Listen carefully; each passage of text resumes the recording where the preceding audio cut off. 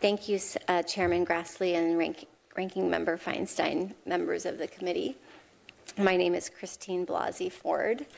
I am a professor of psychology at Palo Alto University and a research psychologist at the Stanford University School of Medicine. I won't detail my educational background since it has already been summarized. I have been married to Russell Ford since 2002, and we have 2 children. I am here today not because I want to be. I am terrified. I am here because I believe it is my civic duty to tell you what happened to me while Brett Kavanaugh and I were in high school. I have described the events publicly before. I summarized them in my letter to Ranking Member Feinstein and again in a letter to Chairman Grassley. I understand and appreciate the importance of your hearing from me directly about what happened to me and the impact that it has had on my life and on my family. I grew up in the suburbs of Washington, D.C. I attended the Holton Arms School in Bethesda, Maryland from 1978 to 1984. Holton Arms is an all-girls school that opened in 1901.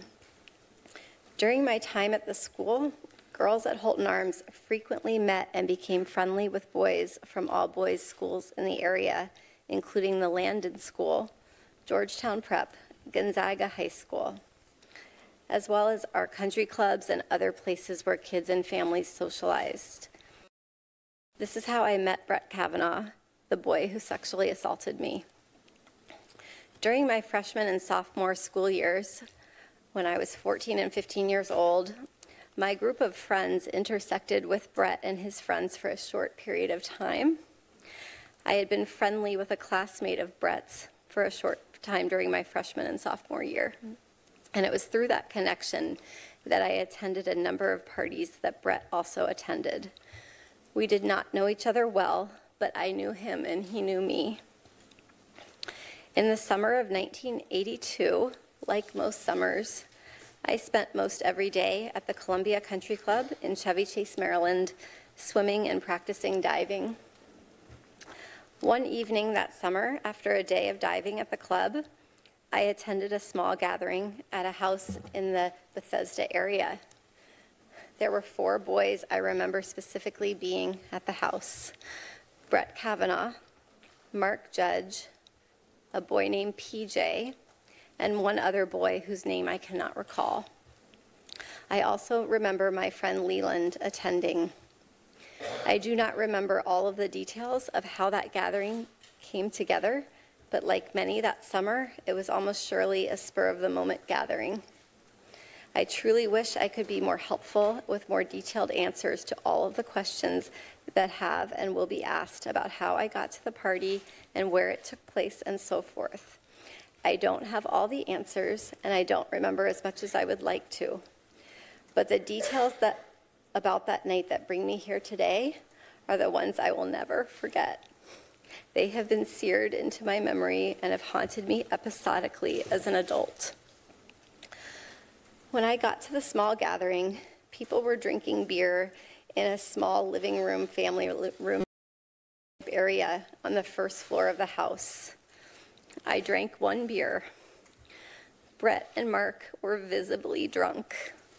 Early in the evening, I went up a very narrow set of stairs leading from the living room to a second floor to use the restroom. When I got to the top of the stairs, I was pushed from behind into a bedroom across from the bathroom. I couldn't see who pushed me. Brett and Mark came into the bedroom and locked the door behind them. There was music playing in the bedroom. It was turned up louder by either Brett or Mark once we were in the room.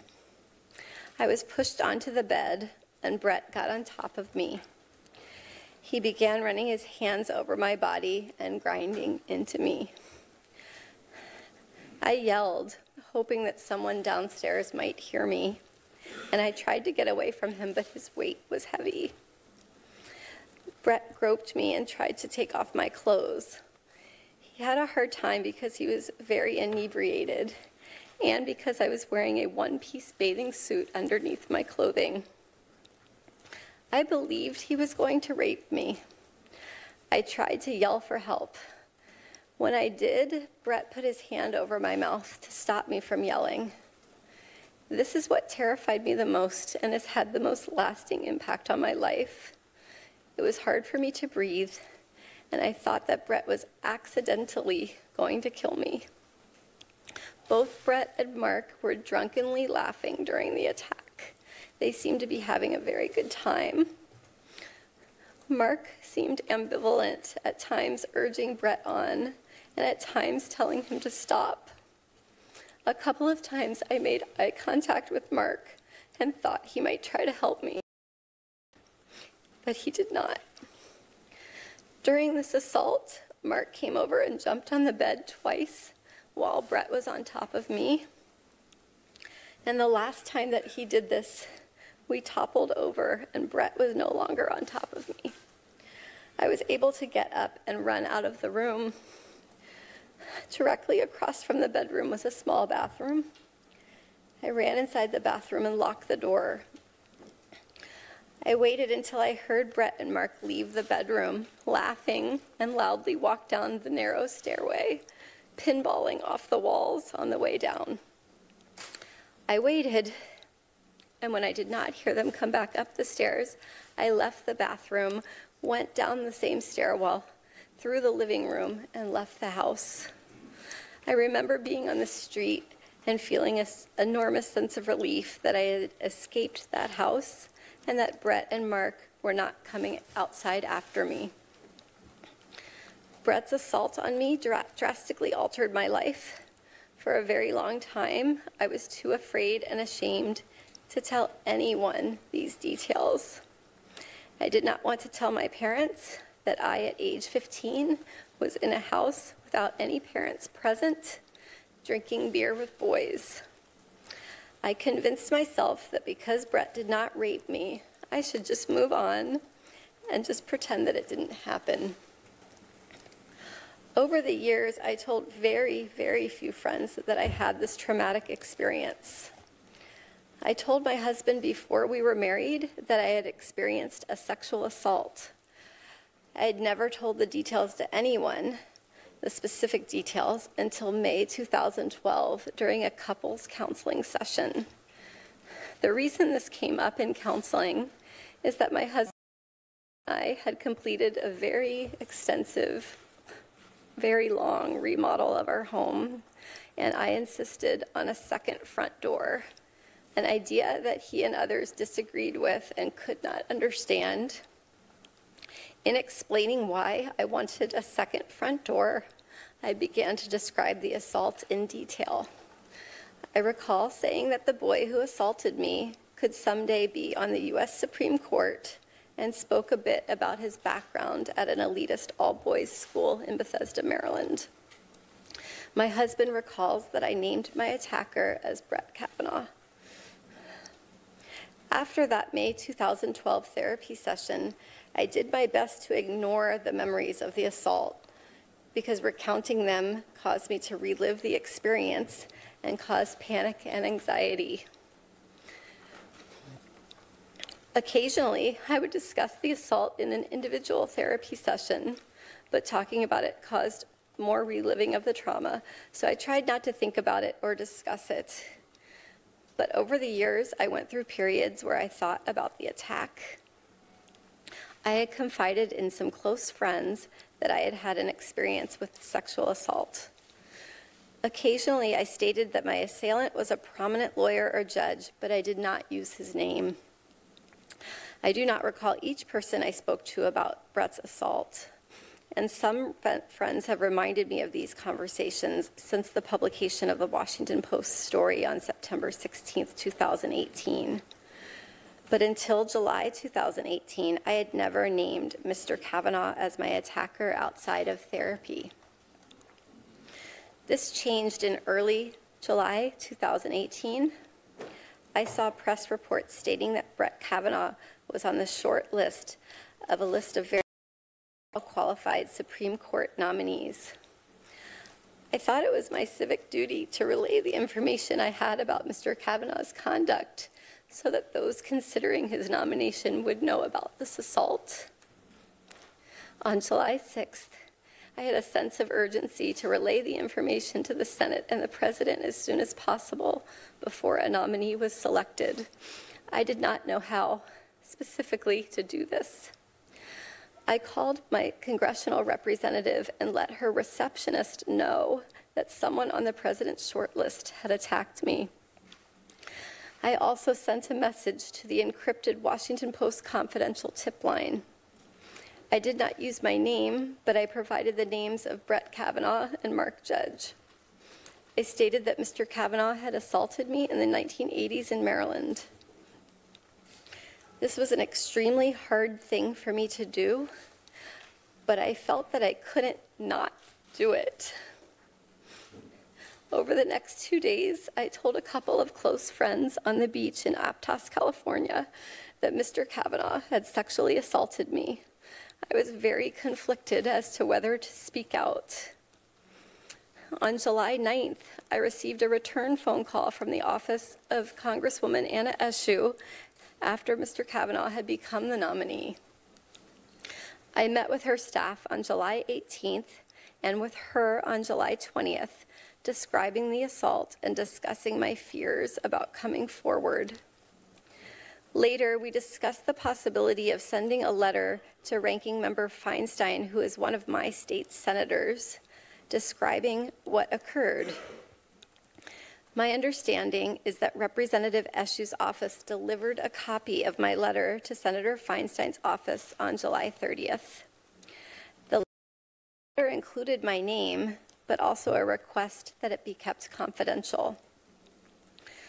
My hope was that providing the information confidentially would be sufficient to allow the Senate to consider Mr. Kavanaugh's serious misconduct without having to make myself, my family, or anyone's family vulnerable to the personal attacks and invasions of privacy that we have faced since my name became public. In a letter dated August 31st, Senator Feinstein wrote that she would not share the letter without my explicit consent, and I appreciated this commitment. Sexual assault victims should be able to decide for themselves when and whether their private experience is made public. As the hearing date got closer, I struggled with a terrible choice. Do I share the facts with the Senate and put myself and my family in the public spotlight? Or do I preserve our privacy and allow the Senate to make its decision without knowing the full truth of his past behaviors? I agonized daily with this decision throughout August and September 2018. The sense of duty that originally motivated me to reach out confidentially to the Washington Post and to Anna Eshoo's office when there was still a list of extremely qualified candidates, and to Senator Feinstein was always there, but my fears of the consequences of speaking out started to exponentially increase. During August 2018, the press reported that Mr. Kavanaugh's confirmation was virtually certain. Persons painted him as a champion of women's rights and empowerment, and I believed that if I came forward, my single voice would be drowned out by a chorus of powerful supporters. By the time of the confirmation hearings, I had resigned myself to remaining quiet and letting the committee and the Senate make their decision without knowing what Mr. Kavanaugh had done to me. Once the press started reporting on the existence of the letter I had sent to Senator Feinstein, I faced mounting pressure. Reporters appeared at my home and at my workplace, demanding information about the letter in the presence of my graduate students. They called my bosses and coworkers and left me many messages, making it clear that my name would inevitably be released to the media. I decided to speak out publicly to a journalist who had originally responded to the tip I had sent to the Washington Post and who had gained my trust. It was important for me to describe the details of the assault in my own words. Since September 16th, the date of the Washington Post story, I have experienced an outpouring of support from people in every state of this country. Thousands and thousands of people who have had their lives dramatically altered by sexual violence have reached out to share their experience and have thanked me for coming forward. We have received tremendous support from our friends and our community. At the same time, my greatest fears have been realized, and the reality has been far worse than what I expected. My family and I have been the target of constant harassment and death threats, and I have been called the most vile and hateful names imaginable. These messages, while far fewer than the expressions of support, have been terrifying and have rocked me to my core. People have posted my personal information and that of my parents online on the internet. This has resulted in additional emails, calls, and threats. My family and I were forced to move out of our home. Since September 16th, my family and I have been visiting in various secure locales, at times separated and at times together, with the help of security guards. This past Tuesday evening, my work email was hacked and messages were sent out trying to recant my description of the sexual assault. Apart from the assault itself, these past couple of weeks have been the hardest of my life. I've had to relive this trauma in front of the world, and I've seen my life picked apart by people on television, on Twitter, other social media, other media, and in this body who have never met me or spoken with me. I have been accused of acting out of partisan political motives. Those who say that do not know me. I am an independent person and I am no one's pawn.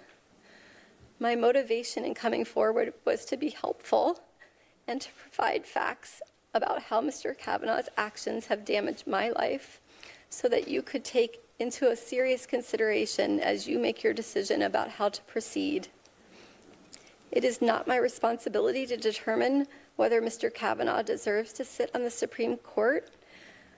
My responsibility is to tell you the truth. I understand that a professional prosecutor has been hired to ask me questions, and I'm committed to doing my very best to answer them. I have never been questioned by a prosecutor, and I will do my best. At the same time, because the committee members will be judging my credibility, I do hope to be able to engage directly with each of you. And at this point, I will do my best to answer your questions.